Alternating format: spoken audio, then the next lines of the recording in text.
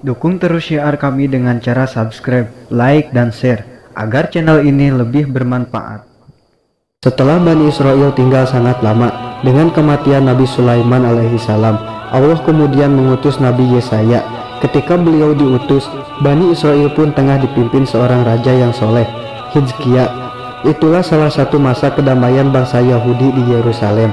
Yesaya hadir memberikan nasihat kepada mereka.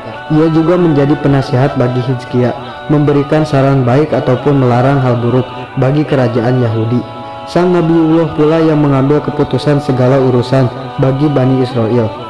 Suatu hari Raja Hizkia ditimpa sebuah penyakit.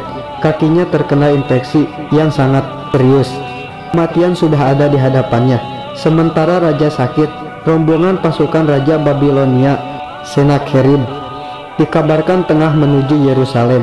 Mereka bermaksud menyerbu negeri pimpinan Hizkia dengan 60.000 pasukan. Raja Hizkia pun kebingungan. Ia khawatir rakyatnya tewas sia-sia dan negerinya porak-poranda.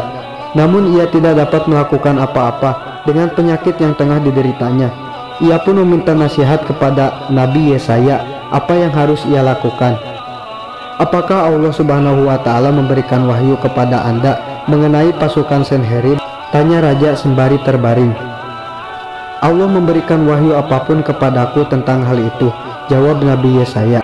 Setelah beberapa hari, Yesaya mendapat perintah dari Allah Subhanahu wa Ta'ala agar Hizkia bersedia turun tahta dan mengangkat raja baru sebagai penggantinya untuk menghadapi serangan Babilonia. Pasalnya takdir ajal telah dekat dengan Hizkia. Dengan berat hati, Yesaya pun mengatakannya kepada sang raja. Namun raja dengan lapang dada menerimanya. Raja Hizkia pun segera menghadap kiblat, kemudian menengadahkan tangan berdoa. Dengan hati yang tulus, sang raja memanjatkan doa.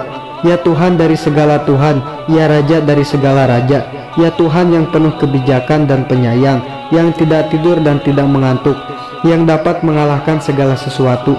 Ingatlah hambamu ini atas apa yang telah hamba perbuat bagi bangsa Israel. Dan engkau tentu lebih mengetahuinya. Engkau mengetahui setiap perbuatan hamba dan segala rahasia hamba, ujar Raja Hizkia menangis meminta belas kasih dari Allah Subhanahu wa Ta'ala. Allah pun menjawab doa raja yang saleh itu. Kepada Yesaya Allah berfirman bahwa dia sangat senang Hizkia memanjatkan doa kepadanya. Allah pun memperpanjang usia Hizkia hingga 15 tahun lagi.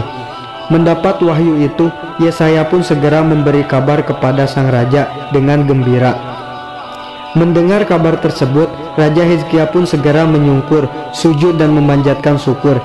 Ya Tuhan, Engkau memberikan kerajaan bagi siapa yang Engkau kehendaki. Engkau mengangkat kedudukan siapa saja yang Engkau kehendaki. Engkau mengetahui segala hal gaib dan nyata. Engkau adalah Al-Awwal dan Al-Akhir. Engkau memberikan rahmat dan menjawab orang-orang yang kesulitan, ujar Hizkia memuji Tuhan seluruh alam. Usai sujud, Yesaya meminta sang raja untuk mengusap kaki yang infeksi dengan sari daun ara. Dengan kehendak Allah Subhanahu wa Ta'ala, penyakit raja sembuh seketika. Tak hanya menyembuhkan penyakit raja, Allah pun menolong Bani Israel dengan mengalahkan tentara Sennacherib. Tiba-tiba di pagi hari, seluruh pasukan mati tergeletak, kecuali sang raja Sennacherib dan kelima tangan kanannya, termasuk Nebukadnezar. Mereka dibelenggu selama 70 hari, kemudian dipulangkan ke Babilonia. Saat kembali, Raja Sennacherib pun menanyakan hal aneh yang terjadi pada mereka. Para tukang sihir negeri itu pun mengatakan kepadanya, kami bercerita tentang Tuhan dan Nabi mereka, tapi Anda tak pernah mendengarkan kami. Mereka adalah bangsa yang memiliki Tuhan, ujar para tukang sihir. Sang Raja Babilonia pun berkidik. Ia kemudian merasa sangat takut kepada Allah Subhanahu wa Ta'ala.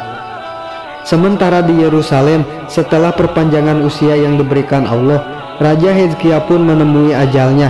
Pasca meninggalnya Hizkia, Yerusalem porak-poranda. Kondisi Bani Israel sangat buruk. Yesaya yang masih hidup di tengah mereka pun tetap mendakwahkan tauhid dan menyerukan Bani Israel agar tetap di jalan Allah. Ia mengingatkan Bani Israel untuk tetap mengingat Allah meski kondisi negara sangat porak-poranda. Namun salah satu sifat Yahudi adalah menentang para nabi. Meski Yesaya selalu menjadi wali bagi mereka, Bangsa Israel itu justru marah kepadanya. Mereka geram dengan ceramah Yesaya. Mereka pun kemudian memusuhi Nabiullah dan berencana membunuhnya.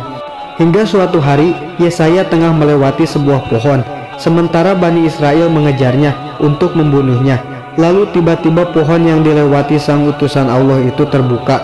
Yesaya pun masuk dan berlindung di dalam pohon. Namun syaitan melihat Yesaya masuk ke dalam pohon. Syaitan pun kemudian menarik jubah sang nabi hingga terjepit, terlihat oleh Bani Israel. Kemudian menggergaji pohon itu. Yesaya pun wafat, dibunuh oleh umatnya sendiri. Wallahu a'lam bishawab. Dukung terus syiar kami dengan cara subscribe, like, dan share agar channel ini lebih bermanfaat.